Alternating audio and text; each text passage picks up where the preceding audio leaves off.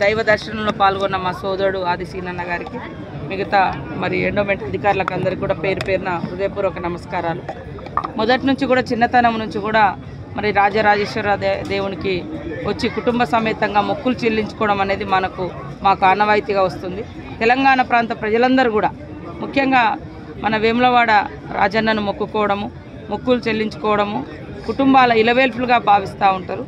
అదేవిధంగా మాకు ముఖ్యంగా ఒక ఆదివాసీ కుటుంబం నుంచి వచ్చిన మాకు ఎప్పుడైనా కూడా జాతరకు ముందు మరి ఇక్కడ మొక్కులు చెల్లించుకోవడం అనేది మాకు ఆనవాయితీగా ఉంది. సమ్మక్క సారలమ్మకు వెళ్ళే ముందు జాతర నిర్వహణకు ముందు ఇక్కడ మా తల్లిదండ్రులు ప్రతి జాతరకు ముందు వచ్చి మొక్కుకుంటూ ఉంటారు.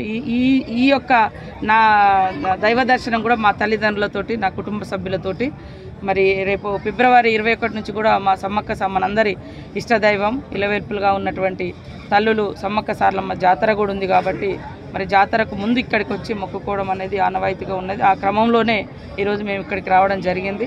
అదేవిధంగా మనము తెలంగాణ ప్రభుత్వం, మన రాష్ట్రము, మన ప్రభుత్వము మన ఏర్పడితే చాలా బ్రహ్మాండంగా రాజరాజేశ్వర ఆలయము అభివృద్ధి చెందుతుంది అనుకున్నాము. కానీ మరి ఇక్కడి నుంచి ప్రాతినిధ్యం వహించినటువంటి గత ముఖ్యమంత్రి గారు కూడా పెద్దగా దృష్టి పెట్టినటువంటి అవకాశం లేదు. ఖచ్చితంగా మాది సీనన్న గారు చాలా రోజుల తర్వాత వారు ఎమ్మెల్యేగా అయినరు.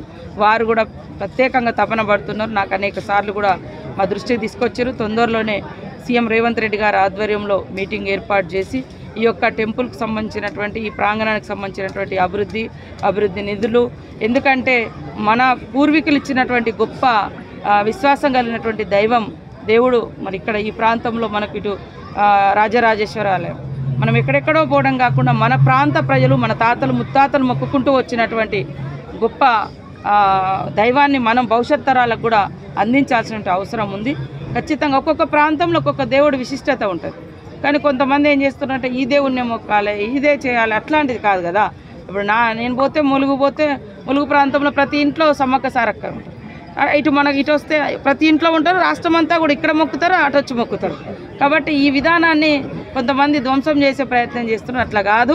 మన ఇష్ట దైవాలు, మన పూర్వీకులు ఇచ్చినటువంటి దేవులు, వాళ్ళ ఆ యొక్క గొప్పతనాన్ని కూడా మనం కాపాడుకుంటూ ఈ ఆచారాలు సాంప్రదాయాలను కూడా భవిష్యత్ తరాలకు అందించే విధంగా ఈ యొక్క దేవుళ్ళ యొక్క గొప్పతనం, విశిష్టత భవిష్యత్ తరాలకు అందే విధంగా కూడా మరి అభివృద్ధి జరగాలి, చరిత్రను నిలపాల్సిన అవసరం ఉంది.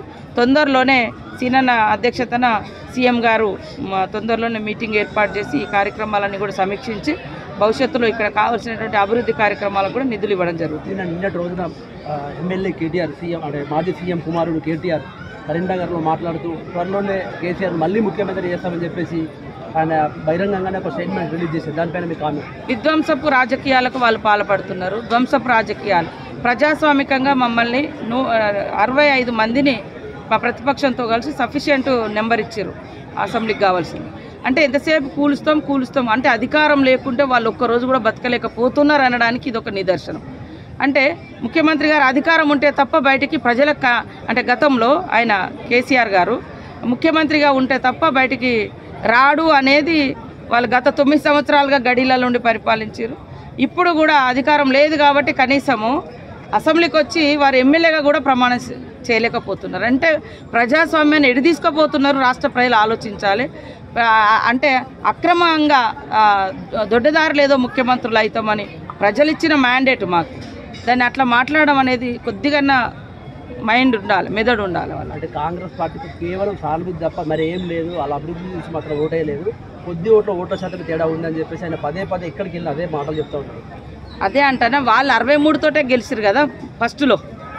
63 సీట్లే వాళ్ళకంటే 1 సీటుతో మేము 2 సీట్లతో మేము అదనంగా ఉన్నాం.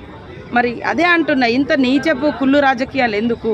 ప్రజలు ఇష్టంతో గెలిపిస్తారు కాబట్టి వాళ్ళు చేసే అటువంటి దుర్మార్గపు ప్రయత్నాలను తిప్పికొట్టే ప్రజలు మా పక్షాన 65 నెంబర్ మాది.